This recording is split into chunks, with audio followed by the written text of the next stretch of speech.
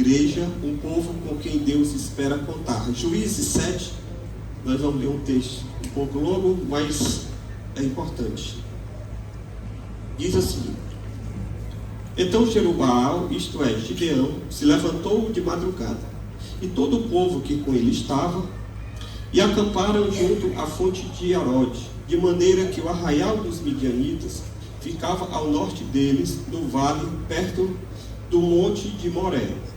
O Senhor disse a Gideão: é demais o povo que está com você, para eu entregar os midianitas nas suas mãos. Israel poderia se gloriar contra mim, dizendo: a minha própria mão me livrou. Portanto, anuncie ao povo o seguinte: quem estiver assustado e com medo, saia da região montanhosa de Gileade e volte para casa. Então 22.000 homens voltaram e 10.000 ficaram. Então o Senhor disse a Gideão: ainda há povo demais. Faça-os descer até as águas, e ali eu os provarei para você. Aquele de quem eu disser: este irá com você, esse de fato irá com você. Porém, todo aquele de quem eu disser: este não irá com você, esse não irá. Gideão fez com que os homens descessem até as águas. Então o Senhor lhes disse: todos os que lamberem a água com a língua, como faz o cachorro, esses você deve pôr à parte, separando-os daquele que se ajoelharem para beber. O número dos que lamberem, levando a mão à boca, dos que lamberam levando a mão à boca, foi de 300 homens. Todos os outros se ajoelharam para beber a água. Então o Senhor disse a Gideão: com estes 300 homens que lamberam a água, eu livrarei vocês e entregarei os midianitas nas suas mãos. Diga a todos os outros que voltem para casa. Os 300 homens pegaram as provisões e as trombetas dos outros. Gideão mandou todos os homens de Israel, cada um à sua tenda, porém reteve consigo os 300 homens. O arraial dos midianitas estava abaixo dele, no vale. Naquela mesma noite, o Senhor lhe disse: levante-se e ataque o arraial, porque o entreguei nas suas mãos. Se você ainda estiver com medo de atacar, desça ao arraial e com seu ajudante pura, e ouça o que eles dizem. Então você ganhará coragem e atacará o arraial. Gideão desceu até a vanguarda do arraial com seu ajudante puro. Os midianitas, os amalequitas e todos os povos do Oriente cobriam o vale como uma nuvem de gafanhotos. Os camelos deles eram uma multidão inumerável como a areia que está na praia do mar. Quando Gideão se aproximou, eis que certo homem estava contando um sonho ao seu amigo. Ele dizia: tive um sonho. Eis que um pão de cevada vinha rolando dentro do arraial dos midianitas. Bateu contra a tenda, de maneira que esta caiu, se virou de cima para baixo e ficou estendida no chão. O amigo respondeu: isto não é outra coisa, a não ser a espada de Gideão, filho de Joás, homem israelita.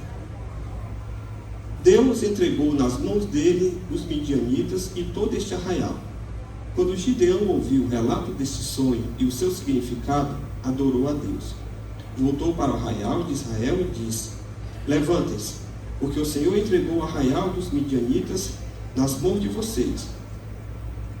Então repartiu os 300 homens em 3 companhias e entregou a cada homem uma trombeta e um cântaro vazio, com uma tocha dentro dele.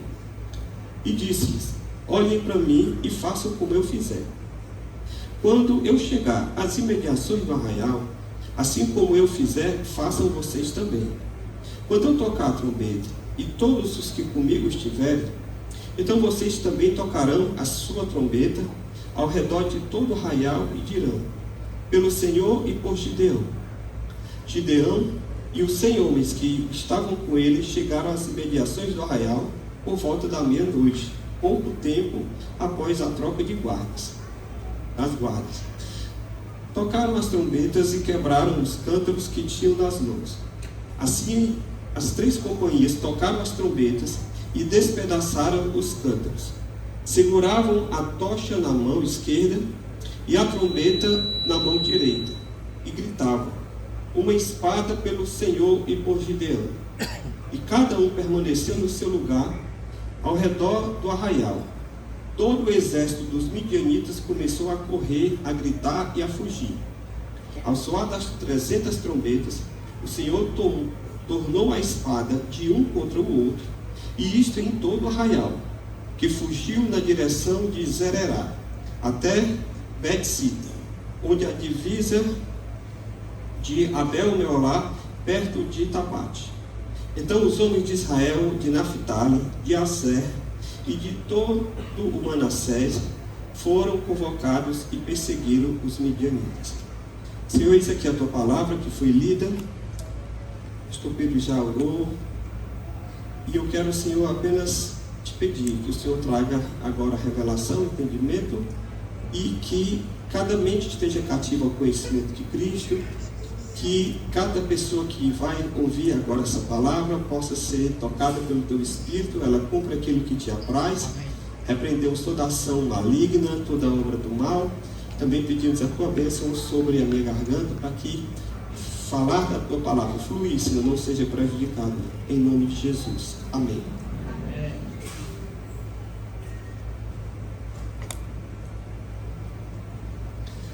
O texto que nós lemos, ele retrata um período da história de Israel em que o povo ele já está estabelecido na terra.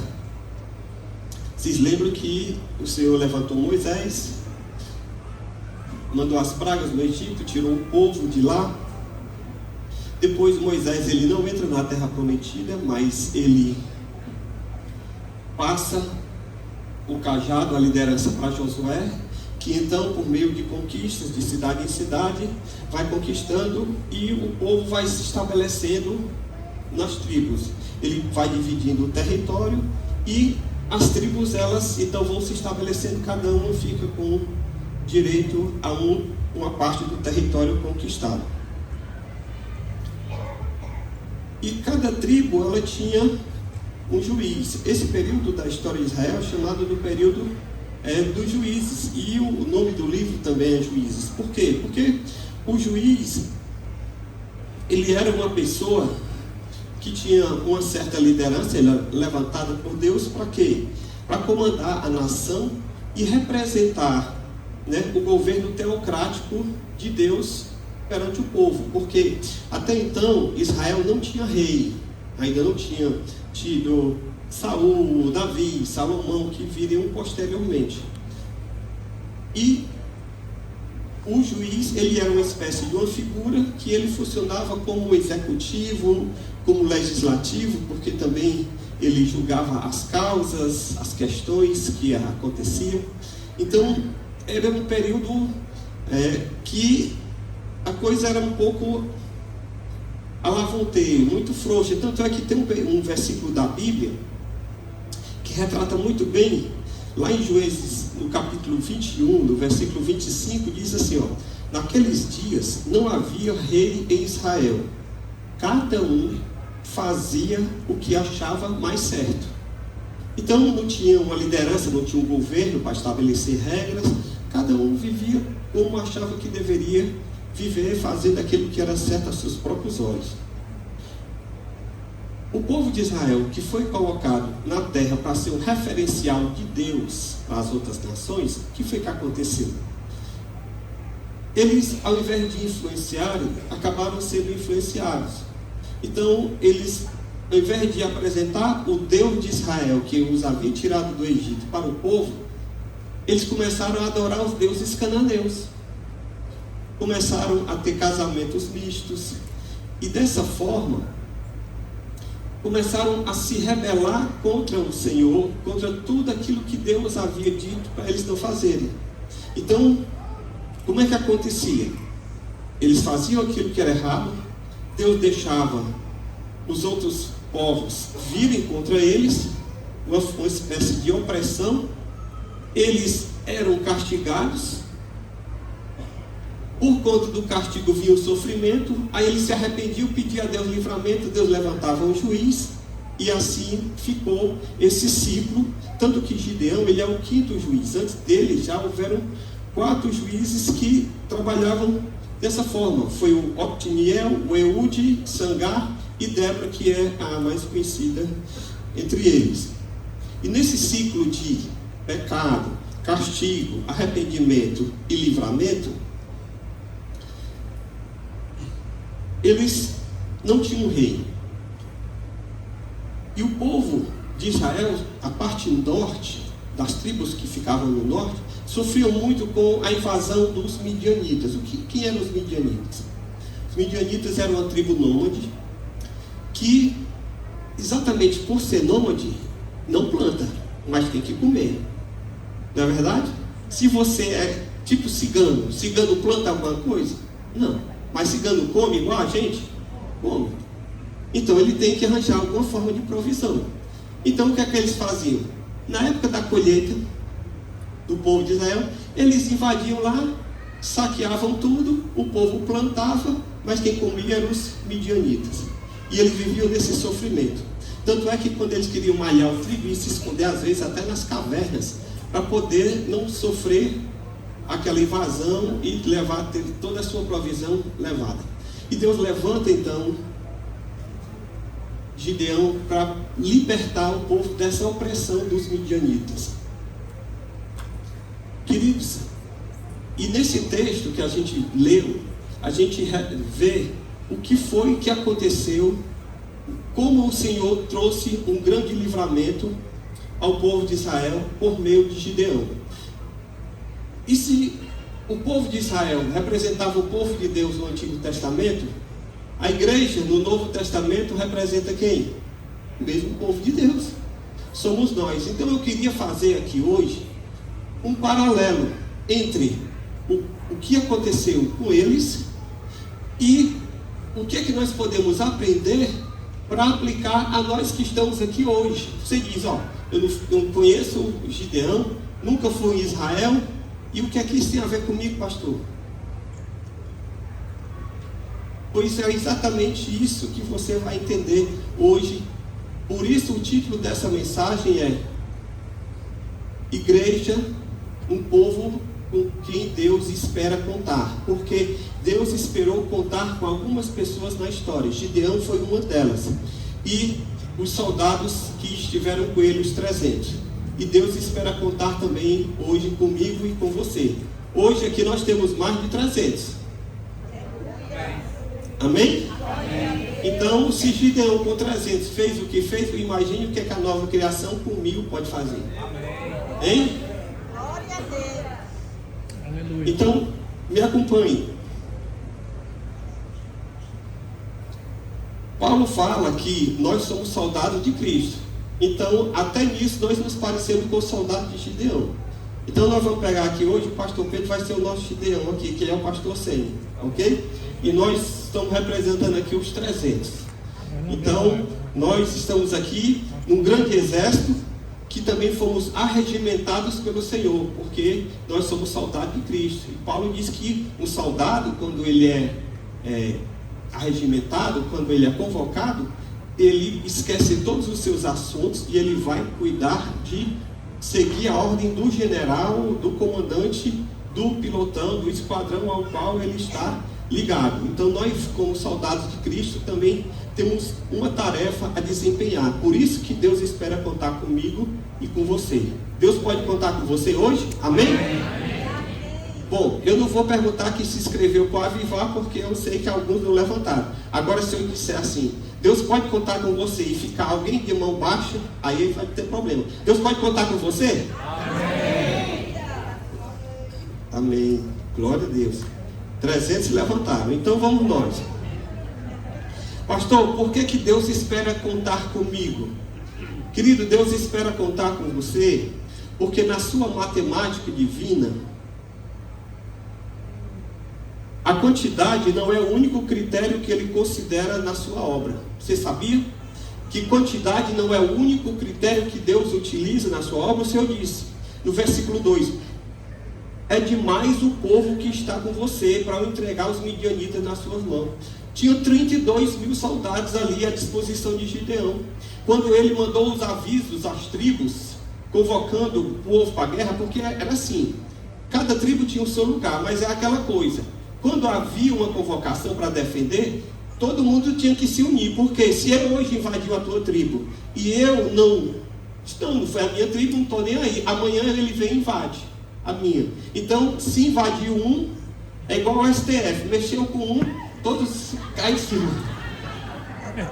Corporativismo, né? Então, se mexeu com um, mexeu com todos. Então, estão invadindo as tribos do norte, mas todo mundo é convocado para defender. Por isso que tinha um número de 32 mil. E o Senhor disse, Gideão, 32 mil é muita gente. Eu vou fazer uma estratégia aqui para você entender como é que a gente vai fazer. Então, é a lógica totalmente contrária, porque o que um general faz? Quanto mais soldado, melhor, mais poder de fogo ele tem. E o Senhor não usa a lógica humana. Por isso que, para Deus, a quantidade não é o único critério que Ele considera na sua obra. E Ele diz, o número dos que lamberam a água com a língua, 22 mil de uma vez, da segunda vez, apenas 300 não lamberam. E aí, queridos, eu queria trazer um raciocínio com você aqui nessa noite. A quantidade, ela não substitui a qualidade. Ambas são importantes. Numa igreja, a gente não pode focar nem só em quantidade e nem só em qualidade, porque as duas são importantes. O Senhor conta com pessoas para fazer a sua obra, não é verdade? Ele conta comigo, com você. Já pensou se o pastor Pedro tivesse que cuidar do instituto, do CR, do louvor? Talvez do louvor não tinha mais ninguém aqui. Tá brincando, pastor? É verdade. Ele não ia ter nenhum tempo para a família dele, não ia respirar, porque a obra de Deus ela não pode ser feita por poucas pessoas, precisa de quantidade e qualidade. E o pastor Hernandes, Dias Lopes, que é um comentarista bíblico, ele fala de duas alusões, ele fala de numerolatria e de numerofobia. O que é numerolatria? É a gente idolatrar os números, a gente quer simplesmente quantidade, quantidade, quantidade. E outros que dizem, não, a gente quer só qualidade, qualidade, qualidade. E nenhuma das duas está correta. Por quê? Porque a gente pode ter as duas, elas não são excludentes. Porque se nós tivermos uma grande quantidade de gente, mas que for pessoas que não sabem o senso de destino e de propósito, essas pessoas não vão ser efetivas, vão estar simplesmente só enchendo os lugares. E se nós tivermos poucas pessoas, o nosso poder de alcance para fazer a obra de Deus vai ser também pequeno. Então, o que é que nós precisamos fazer? Nós precisamos ter quantidade, querer ganhar mais vidas para Cristo, porque quanto mais pessoas trabalhando, se envolvendo, mais pessoas a gente vai alcançar, e ao mesmo tempo vamos desenvolver também a qualidade, porque esses que chegarem aqui vão receber treinamento, vão receber discipulado, Deus vai trabalhar na vida deles, de forma que nós vamos crescer com qualidade. Amém? É assim que Deus faz. Deus não depende de quantidade para fazer a sua obra, mas Ele não está dizendo que é contra. Quanto mais pessoas nós alcançarmos, melhor. Foi como o D'Angelo falou há pouco, na hora que ele estava ministrando. Por que que ele se envolve? Por que que ele quer? Porque ele tem um entendimento de que a vida dele pode estar contribuindo para alcançar outras pessoas que precisam de salvação. Você está aí no seu lugar feliz da vida, porque Cristo te alcançou, porque você tem certeza da sua salvação. Mas quantos ainda não têm essa certeza? Quantos ainda não foram alcançados? Eu estava viajando com a minha esposa e a gente, na estrada, eu vi algum, não sei se foi para-choque de caminhão, alguma coisa lá que espiritualmente estava totalmente errada a frase. E aí eu disse para ela, eu disse, olha, que privilégio nós temos. Ela disse, o quê?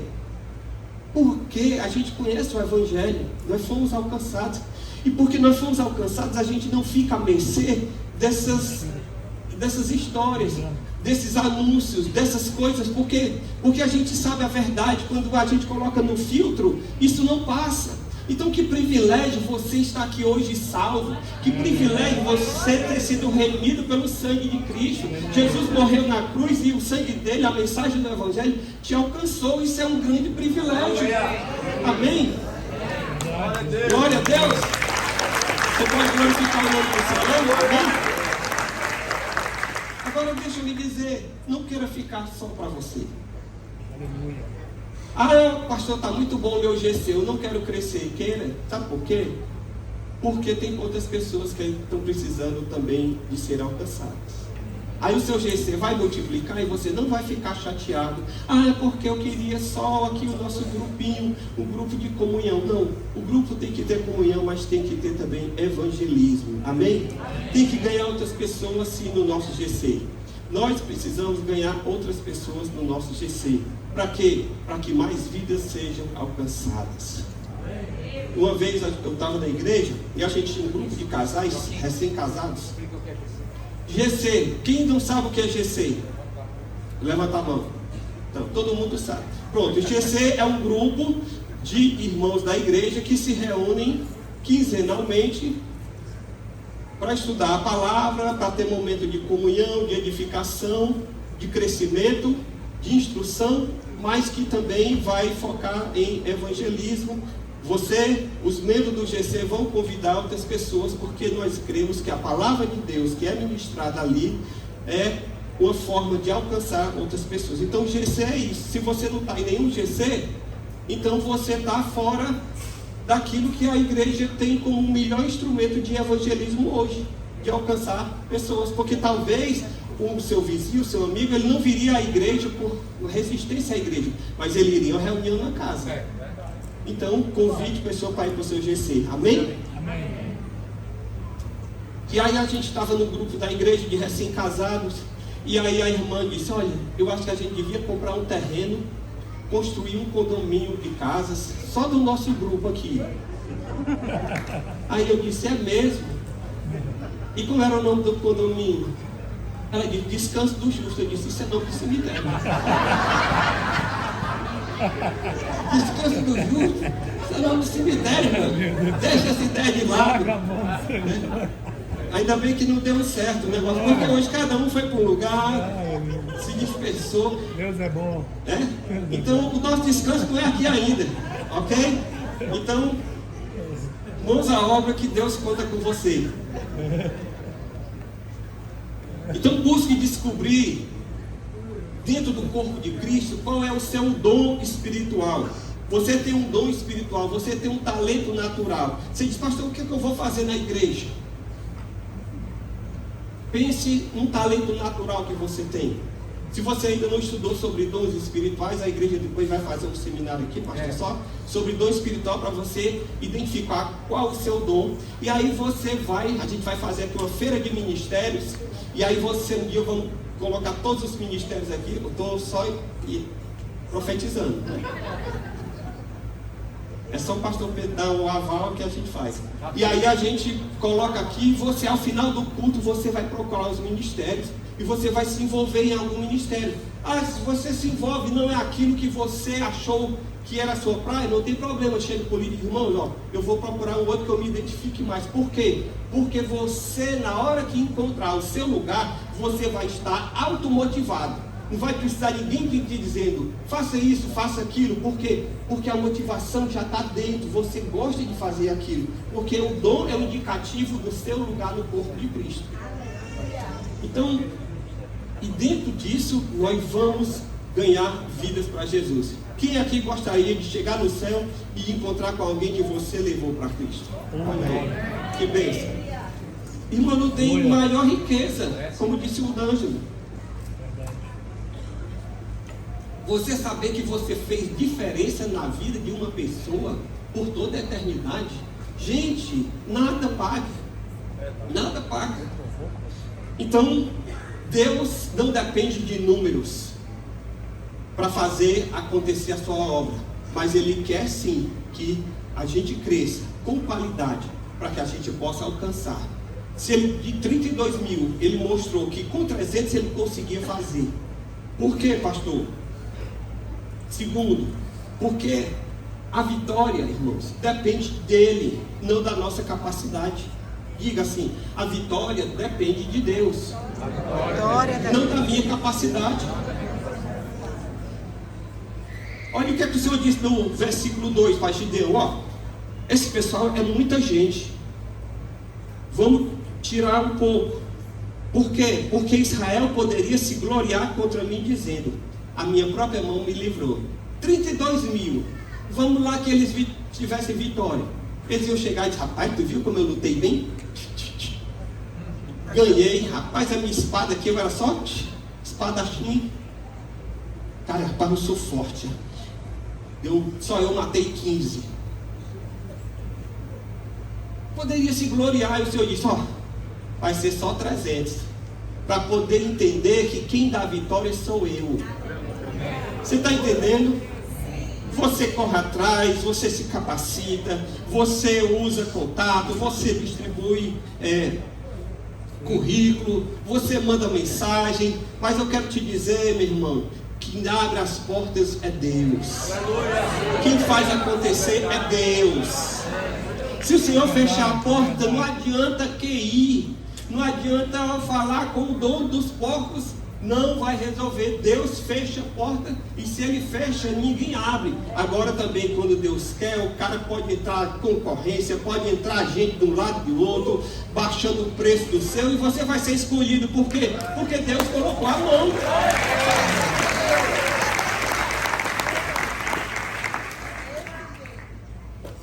Então, deixa eu lhe dizer, nós somos cooperadores de Deus, mas nós não somos insubstituíveis.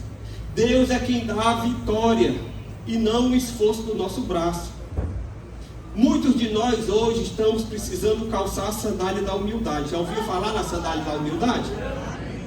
Porque senão a gente corre o risco de achar que a gente está fazendo na força da nossa capacidade. Eu conheço um pastor que ele disse uma coisa que me assustou esses dias. Ele está com uma propriedade ali. Ele disse: ó, na hora que eu quiser, eu abro a igreja lá, e na hora que eu quiser eu encho. Basta eu abrir a boca, eu encho. Eu disse: Jesus, nem Jesus fez isso. Irmãos, não é você, querido. Nunca foi você. É Deus, é sempre Deus. Então, o que é o homem, pastor?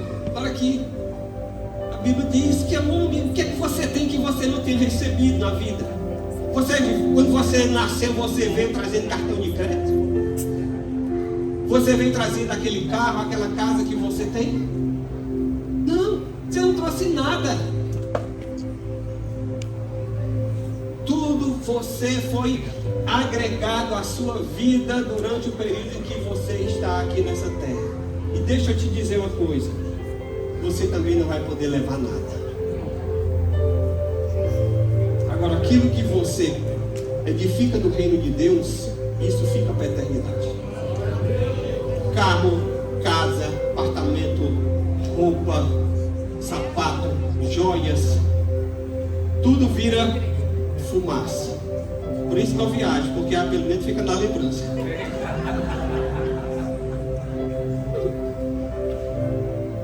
Entende?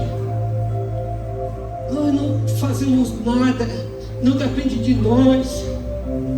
Onde é que você estava quando Deus formou o mundo? Já pensou? Quando é que você estava? Onde você estava quando Deus criou o mundo? Você nem existia, querido.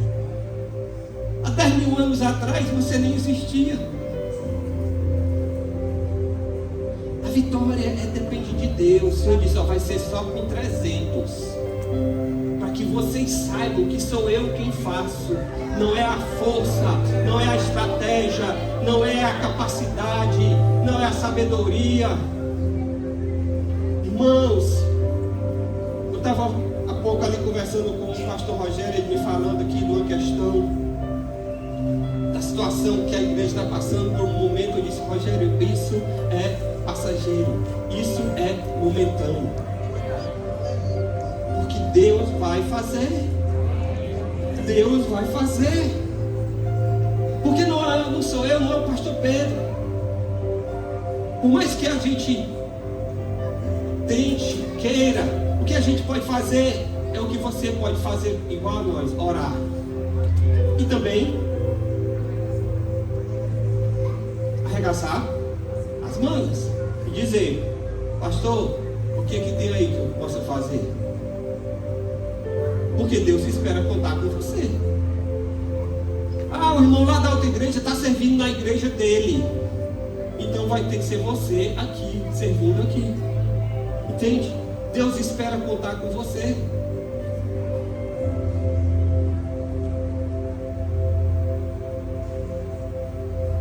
E só mais um ponto para a gente encerrar por hoje. Eu aprendo nesse texto que as pessoas resolutas, que as pessoas decididas, que as pessoas firmes é que vão ser usadas para realizar os propósitos de Deus nessa terra, sabia? Amém. Diga assim, ó, uma pessoa decidida é uma pessoa que pode ser grande instrumento na mão de Deus. Olha no versículo 3: portanto anuncia ao povo o seguinte: quem estiver assustado, com medo, saia da região e volte para casa. 32 mil foram convocados ali a aparecer. Aí o Senhor diz: olha, Gideão, primeiro que não vai ser essa quantidade. Ele disse: e como é que vai ser a triagem? Ele disse: primeiro, você chega e pergunta: ó, pessoal, quem aí está com medo? As pernas tremendo. Assim, quem aí está com medo?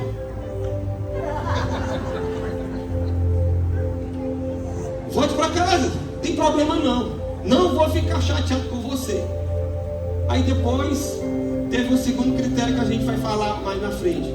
Mas o que eu quero enfatizar aqui nesse momento é que as pessoas medrosas, elas não vão fazer muitas coisas na vida.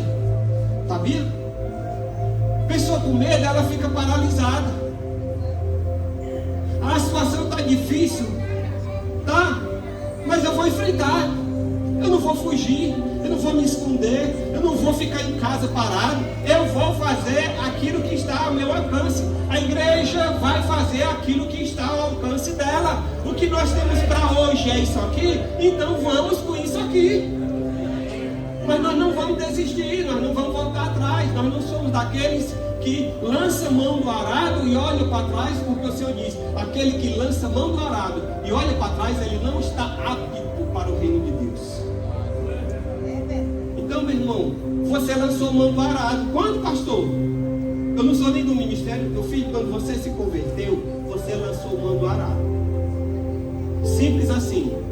Se você está aqui, você ainda não aceitou a Cristo como Senhor e Salvador da sua vida, não entregou a sua vida a Ele, ok, você ainda não lançou mão do arado. E depois o arado que vai te pegar, é pior ainda. Mas eu não vou entrar nessa parte agora. Agora, você que aceitou a Cristo, veio à frente, oramos por você, fez até o batismo, você lançou mão do arado. Se você não está fazendo nada, você está com o arado aqui, ó. Com licença aqui. Não. Essa guitarra aqui, o Fernandinho tirou há pouco um sonsaço daqui. Agora, ela parada, desligada, ela só pode ser contemplada. Ela produz algum som? Agora, se eu botar aqui a pedaleira, aí, meu filho, também não vai sair nada. Porque eu não sei. Entende? Você parado, você sem se envolver, você sem fazer, Deus espera contar com você. Mas você com o arado na mão, você não vai fazer muita coisa na vida. Deus espera de mim e de você uma atitude de resolução, uma atitude de firmeza, uma atitude de coragem. Amém. Numa guerra, amém? Glória a Deus. Mas só porque isso Senhor mandou Gideão falar para que os que estivessem com medo voltarem? Porque numa guerra, Gideão não podia levar pessoas indecisas e relutantes. Porque às vezes numa guerra existem situações em que requer decisões rápidas. É ou não é? Você está numa luta, aí ou mata ou morre. Aí na hora que você vai para matar e você fica, eu mato ou não mato? Bem me quer, mal me quer. Bem me quer, mal me quer. No que você está dizendo, bem me quer, mal me quer, o cara já te... Por quê? Porque indecisão não é para quem está à frente de uma batalha.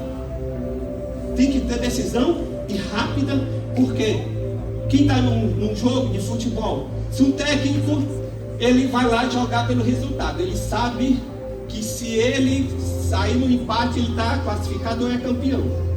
Aí ele arma o time todo na retranca. Pessoal, vamos jogar na retranca, vamos garantir o resultado. Aí o time adversário, aos 40, não, vamos dar um estilo, uma coisinha de Chaves, 30 minutos do segundo tempo, faz um gol. Só que ele só foi para o jogo com aquela estratégia. E agora ele não sabe mais o que fazer, tem 15 minutos para correr atrás do prejuízo, como se chama na linguagem do futebol. E agora? Termina o jogo e ele é desclassificado. Por quê? Porque só tinha como diz, uma carta na mão. Só tinha uma bala na agulha. Igual o Paulo de Melo, só tinha um tiro e errou, pronto. Agora tá aí, ó. Passou a imunidade, agora ele vai ver o que é ser um ser humano normal. Gente, Deus espera contar com você. Portanto, não há tempo a perder. Se você quer fazer a obra de Deus, então, meu querido, engaje-se, envolva-se e junte-se àqueles que estão lutando pela causa comum da expansão do reino de Deus aqui na terra. Amém? Vamos ficar de pé na presença do Senhor. Não há tempo a perder. Quem está aí com a mão, que o arado está só guardadinho aqui, Deus nessa noite vai chamar você e dizer, ó, vamos lustrar o arado, vamos afiar a foice, vamos voltar para a luta. Pronto, não tem aquele cântico que me perguntou, foi o Mateus. Há muita lenha para queimar, vamos voltar para a luta, vamos seguir assim. Tem um cântico que diz, volte para a luta, a lenha para queimar, tem alguma coisa aí. Quem mandou você parar? Bom, quem mandou largar a rede. Mas tem uma parte que diz que tem lenha para queimar. Eu me lembro da lenha. Porque se a lenha... Deu certo essa mesmo. Vamos cantar que você vai ver. Aí essa mesmo, vai. Então, meu querido, deixa eu lhe dizer, ó. Quem mandou largar? Quem mandou largar a rede, né? Quem mandou largar o arado? Você que está com o arado aí, guardadinho, você vai ter que colocar esse arado para trabalhar, amém? E nós já estamos avançados no horário.